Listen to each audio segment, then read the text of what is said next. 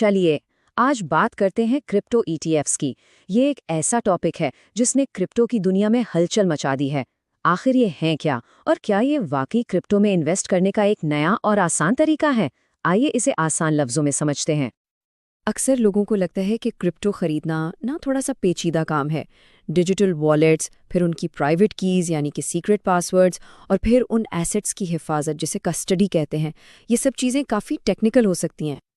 लेकिन ज़रा सोचिए, क्या हो अगर क्रिप्टो में सरमायाकारी बिल्कुल वैसी ही आसान हो जाए जैसे स्टॉक मार्केट में होती है। बिल्कुल, और यहीं पर ईटीएफ्स यानी एक्सचेंज ट्रेडेड फंड्स आते हैं और ये पूरा खेल ही बदल देते हैं। ठीक है, तो फिर शुरू करते हैं पहले हिस्से से और देखते हैं कि आखिर ईटीएफ्स क्रिप्टो इन्वेस्टमेंट को इतना आसान बनाते कैसे हैं। देखें, इसके पीछे जो असल आइडिया है ना, वो है सादगी का।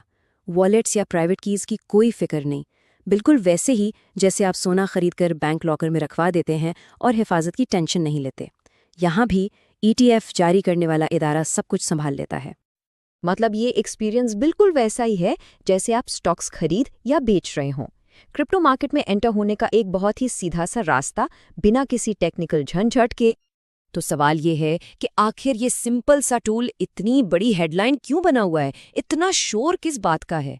आइए इसके पीछे की असल कहानी जानते हैं। असल मकसद इसका ये है कि जो बड़े बड़े इदारे हैं ना, जैसे बैंक्स हो गए, पेंशन फंड्स, उनके लिए क्रिप्टो मार्केट में आने का एक रेगुलेटेड और आसान रास्ता बनाया जाए। पहले वो लोग आमतौर पर डायरेक्ट इन्वेस्टमेंट से कतराते थे।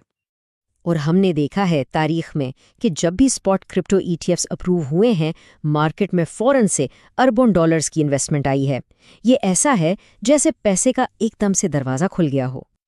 इसे इस तरह देखें, अप्रूवल से पहले मार्केट में ज़्यादातर छोटे इन्वेस्टर्स थे, लेकिन जैसे ही अप्रूवल मिलती है, बड़े इदारे भी आसानी से शामिल हो जाते हैं और इससे मार्केट का साइज बहुत तेज़ी से बढ़ जाता है।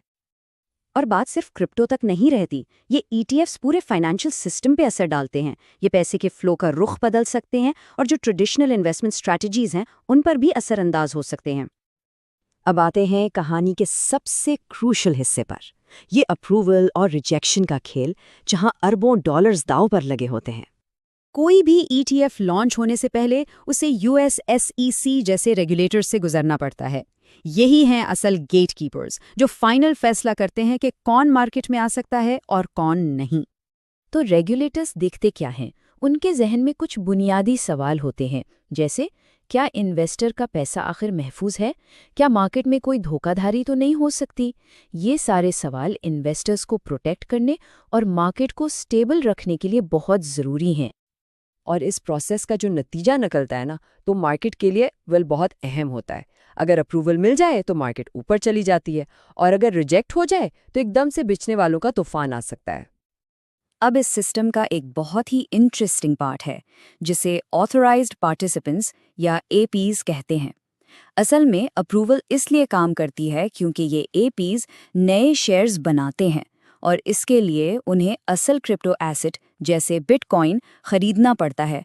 इससे सीधी सीधी डिमांड बढ़ती है। तो जो लोग मार्केट को गौर से देख रहे हैं, उनके लिए ये जानना बहुत ज़रूरी है कि अप्रूवल के सिग्नल्स को कैसे पकड़ा जाए। ऐसे कौन से इशारे हैं जिन पर नज़र रखनी चाहिए? देखें, एनालिस्ट्स ना कुछ खास चीज़ों पर नज़र रखते हैं।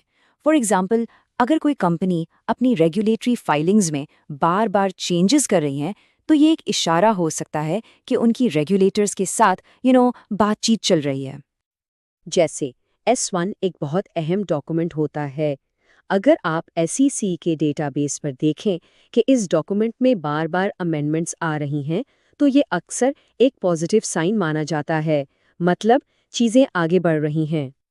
तो अगर बिल्कुल पक्की खबर चाहिए तो सबसे बेहतर है कि सीधा ऑफिशियल सोर्सेज को देखा जाए, जैसे SEC की अपनी वेबसाइट है या फिर जिस कंपनी ने ETF फाइल किया है उनके प्रेस रिलीजेस। यहाँ से सबसे पहले और सबसे अहम खबर मिलती है। तो आखिर में हम इस अहम सवाल पर आके रुकते हैं। ETFs आम लोगों के लिए क्रिप्टो को आसान तो बना रहे हैं, लेकिन इसके साथ साथ वो क्रिप्टो को ट्रेडिशनल फाइनेंशियल सिस्टम से भी मजबूती से जोड़ रहे हैं। तो क्या ये क्रिप्टो के लिए एक नया रोशन मुस्तकबिल है?